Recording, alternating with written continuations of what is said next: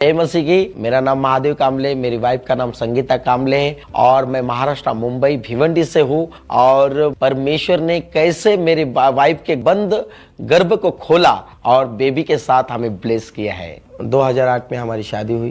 कुछ साल तो हम बहुत खुश थे, हमारी फैमिली लाइफ, शादी, मैरिड लाइफ खुश थी।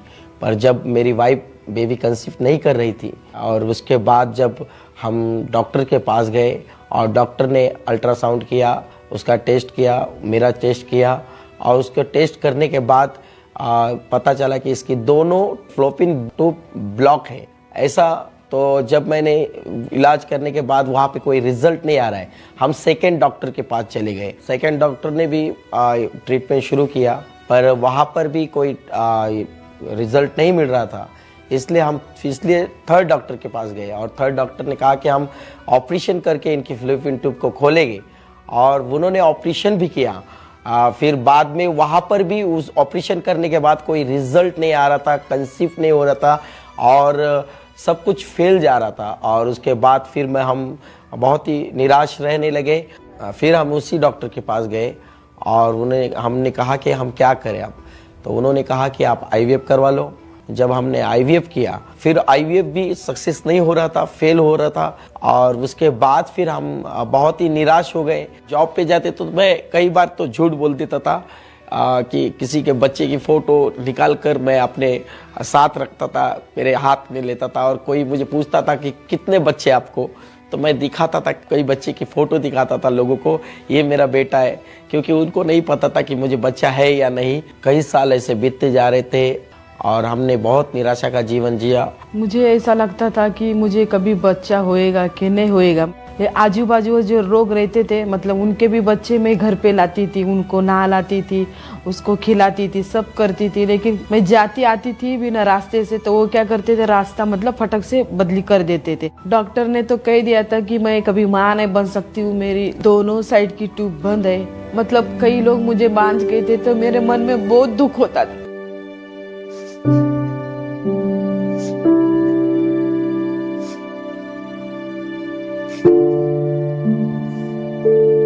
कई लोग मतलब किधर मैं जाती थी आती थी, अगर मेरे मम्मी किधर जाती थी, कभी किधर जाती थी ना, लोग मुझे बोलते थे कभी तेरे को बच्चा होएगा। मतलब हर समय ना मैं बेबी के बारे में सोचती थी कि कभी मुझे बच्चा होएगा, कभी मैं उसको मतलब उसको खिलाऊंगी, कभी उसको मैं खेलूंगी उसके साथ। ऐसा मतलब मेरे मन में बहुत सारा आता था। मेरे शादी को 14-15 साल हो रहे। मुझे मतलब हर महीने मैं क्या करती थी, अगर मतलब ये देखती थी बाहर से लाके किट लाके मैं चेक करती थी, अभी तो होगा, अभी तो होगा। लेकिन हर टाइम वो निगेटिव आता था, तो मैं वो बहुत दुखी हो जाती थी। मेरा आईवीएफ भी फेल हो गया। डॉक्टर ने जो भी दवाई दी थी वो भी मैंने सब कुछ खाया, लेकिन सब कुछ वो फेल हो गया। हमारी मैरिड लाइफ पूरी डिस्टर्ब थी और बहुत ही निराशा में रहते थे, हम उदास रहते थे। कई बार तो ये मुझसे झगड़ा भी कर लेती थी कि मुझे बच्चा नहीं हो रहा है। फिर मैं इसको ऐसे ही, कोई आशा नहीं थी, फिर भी इसके दिल को खुश करने के लिए मैं इससे कहता था होगा, आज नहीं तो कल होगा। क्योंकि हमने बहुत हॉस्पिटल कर चुके थे और बहुत मेडिसिन खा चुके थे और बहुत इलाज कर चुके थे, आईवीएफ सब फेल हो चुका था। फिर कोई आशा ही नहीं बची थी हमारे जीवन में, हम हार चुके थे।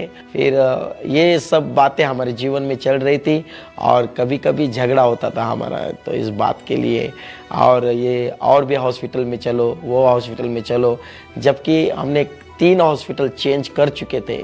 बस हमारा एक ही विचार था, कि मेरा ही विचार था कि यहाँ से हम एरिया छोड़ के चले जाएंगे, ताकि कहीं ना कहीं से 100 किलोमीटर, ताकि हम ना तो हमारे रिश्तेदार हमें मिलेंगे और ना हमें कोई आजू बाजू के मिलेंगे, ना कोई मिलेंगे। हम हमारा कमाएंगे, खाएंगे और अच्छे से रहेंगे, बस इतना ही खुश रहेंगे। इतना ही सोचकर हम ऐसा सोच के जी रहे थे। फिर इस दौरान हमें सोशल मीडिया के द्वारा अंकुर निर्ला मिनिस्ट्री के बारे में पता चला और फिर हम अंकुर निर्ला मिनिस्ट्री को फॉलो करना शुरू कर दिए।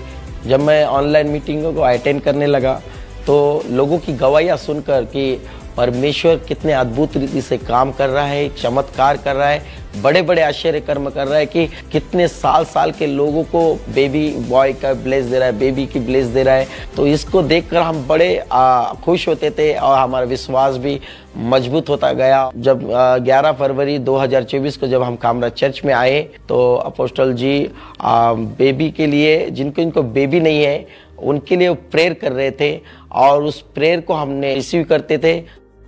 जिनके बेबीज नहीं, मैं घोषणा करता हूं, आप जानते हैं यीशु मसीह का लहू जो कोड़ों से निकला वो आपकी बीमारी का इलाज है। यीशु मसीह नासरी के नाम में मैं हुक्म देता हूं आपके गर्भ को, ऐ बांझपन, आज से तेरे और इस बहन के बीच में यीशु का लहू खड़ा है।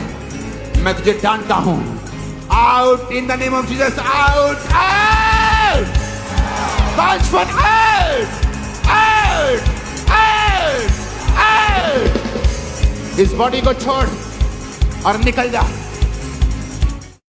जब हमने उस प्रेयर को अटेंड किया 11 फरवरी 2024 को, तो मेरी वाइफ अगले महीने में प्रेग्नेंट थी और जब प्रेग्नेंट हो गए तो हम बहुत ही खुश हुए और हमारे जीवन में एक मानो जैसे किसी को जैसे हीरा मिल गया हो, उससे भी बड़ी खुशी हमें मिली थी। प्रेग्नेंट होने के बाद मेरी वाइफ को और मेरे बच्चे को परमेश्वर ने 9 महीना संभाला। फिर शादी के 16 साल बाद परमेश्वर ने हमें एक अच्छे बेबी बॉय से देकर हमें ब्लेस किया। जब हमारा बेबी हुआ तो हमने हाथ में उठाया तो ऐसे लगा कि ये मेरे खुशी के आंसू है, तो मैं रोने लगा।